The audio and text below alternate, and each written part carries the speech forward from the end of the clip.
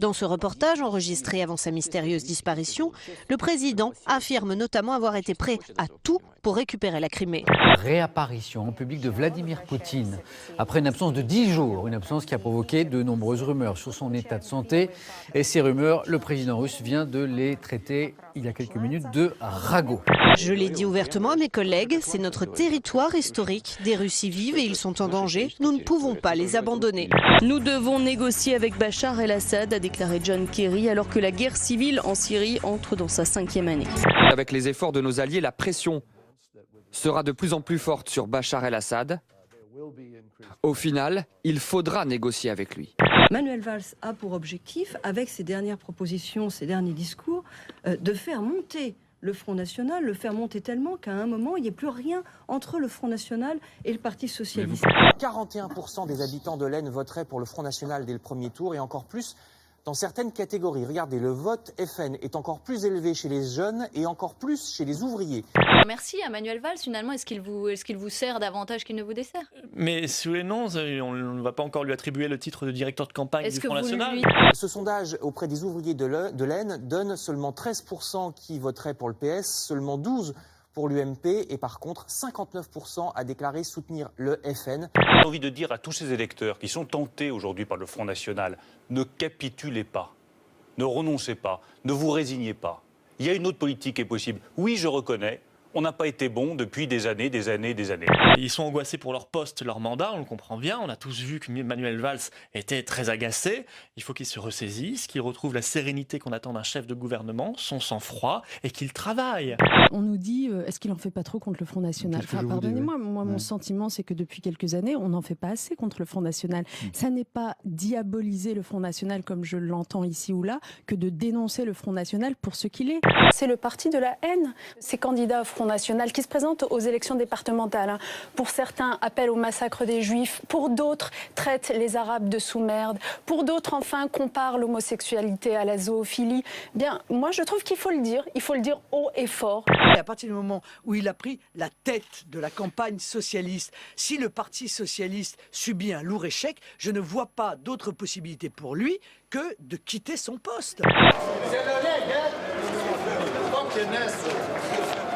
Play 15 years, never seen referee in this shit country. Don't even deserve peace. He should be in this country. Fucking too good for all of you. Êtes-vous choqué par ce que vous venez de voir? Vous voulez dire par le fait que Zlatan est sacrément baraqué? C'est ça qui me choque. Alors, il paraît qu'il faut se prosterner devant les stars du football, mais là, c'est inacceptable qu'on en soit à mettre dans le débat de manière centrale les propos de Zlatan Ibrahimovic qui joue au foot et qui la ferme. Mais ceux qui considèrent que la France est un pays de merde peuvent la quitter. Voilà, c'est aussi simple que cela. Mes propos ne visaient ni la France ni les Français. J'ai parlé de football et non d'autre chose. Je tiens à m'excuser si les personnes ont été offensées. Je crois savoir qu'il a présenté des excuses. Exact. Voilà. Non, mais c'est... Enfin, écoutez, c'est un grand footballeur. Barack Obama, le président américain, a été l'invité en fin de semaine dernière du Jimmy Kimmel Live sur la chaîne ABC et il s'est plié au rituel de l'émission. L'invité doit lire des tweets assassins, des tweets qui le concernent. Voilà ce que ça donne. 1 million de personnes déferlent dans les rues de Sao Paulo pour réclamer la démission de la présidente brésilienne sur fond d'affaires Petrobras. La justice enquête sur 49 personnalités politiques soupçonnées de corruption liées au géant national du pétrole. Is there any way we could fly Obama to some golf course halfway around the world and just leave him there? Well, RW is surfer girl. I think that's a great idea.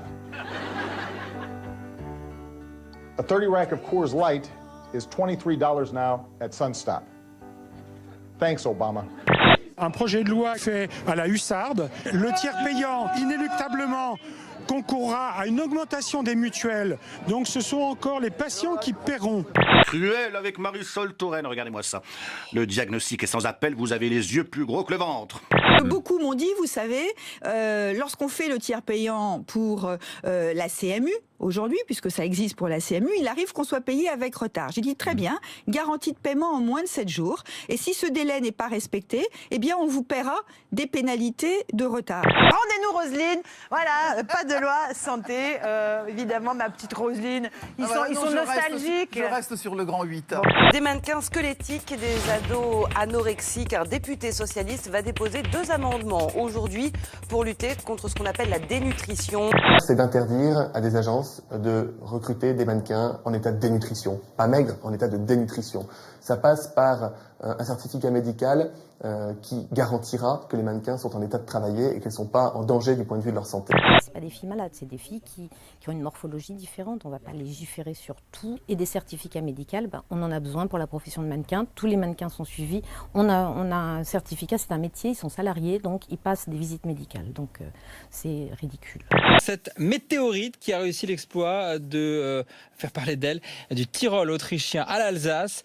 Sur les réseaux sociaux, de nombreux habitants de ces régions racontent en effet le spectacle de cette boule de feu qu'ils ont vu pendant la nuit.